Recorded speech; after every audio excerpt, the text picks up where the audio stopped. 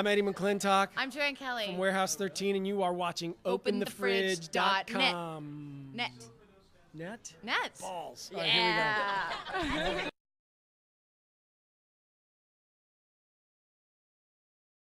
So we're here with Joanne Kelly from Warehouse 13, and I have to say that I've only just watched the entirety of the series in the last year, and I love you guys. I love you guys. Fantastic work, and this year you had such a serious arc. I did. It was. It's very different for a show to kind of go in that direction, and they did, and I'm glad that we did. It ended up being something that was quite lovely. I think the way that scene with Pete and Micah, you know, when I tell him, it was so touching, and I was glad to be a part of it. Yeah, and just talking about your relationship with Pete, it's so nice to see a couple on screen that isn't really a couple. Well, you know, I always say to people, like, so often women are defined by their relationships, and I'm so glad that the show let her develop in her own right, and it didn't have to be in relationship to Pete. You know what I mean? That she just got to be a broad, you know? And a kick-ass broad at that. Yeah, and a very kick-ass one. I think the way that women are written on the show is really powerful and really interesting, and hats off to the writers for, you know, we are very, very interesting. The female story is a good one, and I think there should be more of them. Yeah, I think every character from, you know, people who pop in like Mrs. Frederick, yeah, like you are there all the time. Allison, the women are so strong, and Allison. Yeah, so we really have Jamie Murray as another one. You know, it's been a really it's a very thoughtfully written show. And sometimes, you know, because the comedy's so broad, I think that gets lost. But it is. I think they try very hard to give each of the characters a purpose. So I saw that you were already filming for next season, and I saw that Robert Duncan McNeil was directing, which is fantastic. Yeah, Robbie, he's lovely. He's lovely. He was the showrunner at Chuck for, yeah. He's a good man. I think you're in good hands with him. Can you tell us anything? Give us a little hint about next season, or is it all hush-hush? I am learning Spanish for an episode. I'm not very good at Spanish, but I'm working really hard. I do get sucked into a telenovela, so that's a little spoiler. I love the noir episode. You seem to have so much fun with that episode. That's my favorite episode, is the noir. Yeah. Okay, last question. Okay. If you could do an artifact that you maybe haven't done yet, can you think of one either from like current pop culture or from history or the past? What would you choose? Oh God. You know, every year I get this question and I never have an answer. I should probably think of one.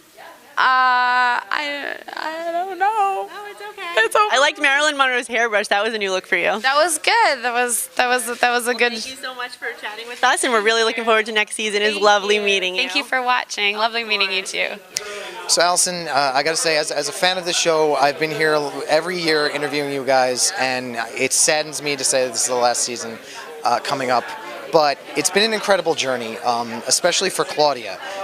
How do you see her story coming to an end with this show? Well, season 5 is so, I'm so lucky I have such a full and complete arc to play with. We get to meet Claudia's sister, who we learn at the very end of season 4 is a very dangerous woman, and that's why Artie has been keeping her, from Claudia.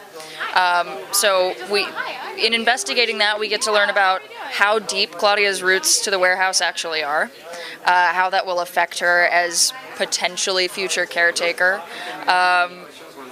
It's been so wonderful to be playing the same, you know, the age of my character is the age that I am, and so all the sort of moments of growth and growing pains that I've gone through in my life have really paralleled Claudia, and so I feel like I've grown with her and I've grown as a result of her.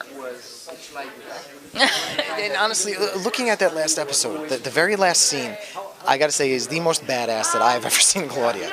And I guess all the fans are eagerly anticipating that showdown between Paracelsus and Claudia in the next season. What do you want the fans to get out of these last few episodes that you guys have coming up? Just enjoy this final 6, because I think what everyone's been saying is, the network just told the writers, pull out all the stops. And so while it is a truncated season, it's everything that you've grown to love about Warehouse, the zaniness, the fun, the big ideas, and we're going for broke. It's as wild and reckless and filled with love and appreciation that it's always been. And it's really, I think it's for the fans. This is our season that's, to say goodbye to the fans and to say goodbye to each other. So honestly, I have no sadness about it. I have no heartbreak about it because this is the perfect way to wrap it up and honor the legacy of the warehouse.